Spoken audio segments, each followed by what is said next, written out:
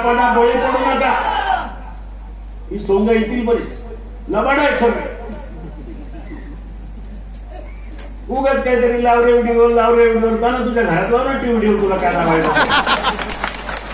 खोटलेच मध्ये आपलं खोटं काहीतरी सांगायचं, नाटकं करायची. आंबेगाव तालुक्यातील जनता फसणार नाही तुमच्या ह्या दुटप्पीपणात. आणि त्याला काय मी आज ओळखतो का? त्याचे लई किस्से आहेत आणि मला सगळं माहिती आहे. मी चेअरमन असतानापासून ते माझ्या हाताखाली काम करत होतो. लई उद्योगी बाळायचे.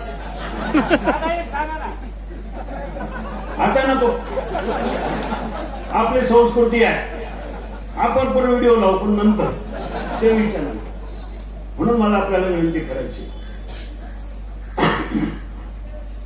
आता ह्याच लोकांनी त्यांना कळून चुकलंय की आता काय आपला निभाव ह्या तालुक्यामध्ये लागत नाही.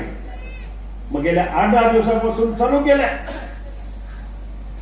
शिवसैनिकांची माती बडवायची, दादांचं काम केलं नाही ह्या लोकांनी, दादांना पाडलं. आता शिवसेनेचे लोक यांचं काम करणार नाही. अरे बस करा, त्या बंडलबाजा बस करा. माझ्या बरोबरच्या मला विचारांच्या मानणाऱ्या सगळ्या लोकांना माहिती आहे, माझं सगळ्यांशी बोलणं झालंय.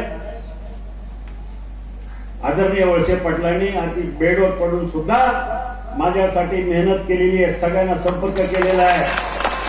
त्यामुळे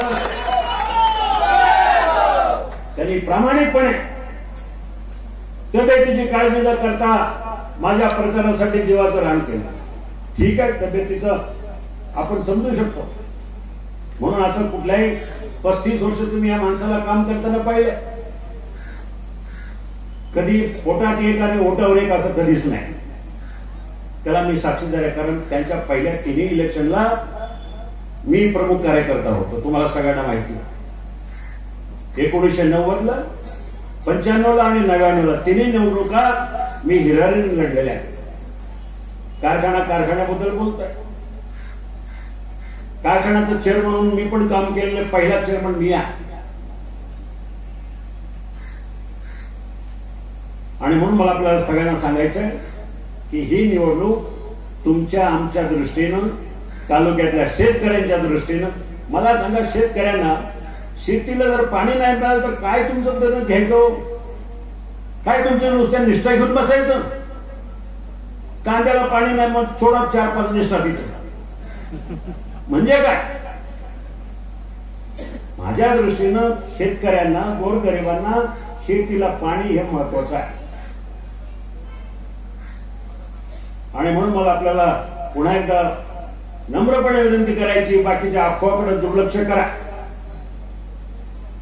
आणि ह्या वेळेला गांभीर्यानं तुम्हाला आम्हाला गरज आहे, आपल्याला गरज आहे वळसे पाटलांची, या तालुक्याला गरज आहे विकासाची, त्या तालुक्यातल्या जनतेला गरज आहे वळसे पाटलांची.